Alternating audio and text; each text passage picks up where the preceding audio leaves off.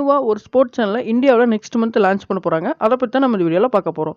So Viacom நெட்வொர்க்லேருந்து ஒரு new சேனலை வந்து அடுத்த மாதம் ஏப்ரல் 15 லான்ச் பண்ண போகிறதா சொல்லியிருக்காங்க. அதாவது கலர்ஸ் குரூப்னுடைய ஒரு சேனல் தான். 2 சேனல் வந்து சேம் டைம் லான்ச் பண்ண போகிறாங்க. எஸ்டி ஹெச்டி ரெண்டுமே லான்ச் பண்ண போகிறாங்க. அதாவது ஸ்போர்ட்ஸ் 18 ஹெச்டி, ஸ்போர்ட்ஸ் 18 எஸ்டி இவங்க 2 வருஷனையும் லான்ச் பண்ண போகிறாங்க.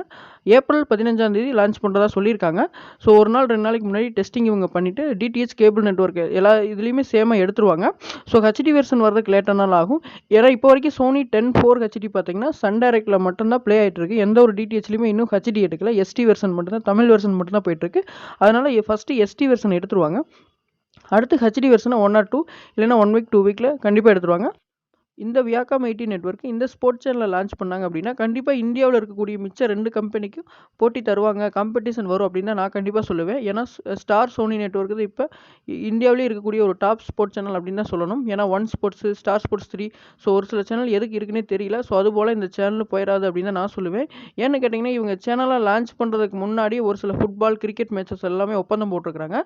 ஸோ இந்த வருஷத்துலேயே பார்த்தீங்கன்னா ஐபிஎல் வந்து இந்த சேனல் எடுக்கிற மாதிரி சொல்லிட்டு இருந்தாங்க. கடைசியாக இவங்களுடைய லான்ச்சிங் தள்ளி வச்சுக்கிட்டே இருந்தாங்க. அதனால் இந்த வருஷம் எடுக்க முடியாமல் போயிடுச்சு. ஸோ ஃபாரின் ஃபுட்பால் மேட்ச்லாம் ஃபஸ்ட்டு எடுத்துருவாங்க. ஏன்னா கலர்ஸ் குரூப்பை பற்றி நம்ம சாதாரணமாக சொல்லவே முடியாது. இப்போ வந்து தமிழில் பார்த்தீங்கன்னா கலர்ஸ் தமிழ் லான்ச் பண்ணாங்க. அடுத்து ஹெச்டியை லான்ச் பண்ணாங்க. இப்போதைக்கு டிஆர்பியில் நல்லாவே போயிட்டுருக்கு.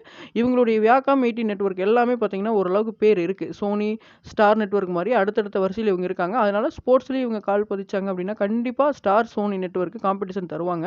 ஒரு சில இந்திய கிரிக்கெட் மேட்சஸ் ரைட்ஸே இவங்க எடுக்கிறதுக்கு அதிக வாய்ப்பு இருக்குது. ஏன்னா லான்ச் பண்ண உடனே எடுத்துட மாட்டாங்க. எல்லாம் அடுத்தடுத்த இதில் எடுப்பாங்க.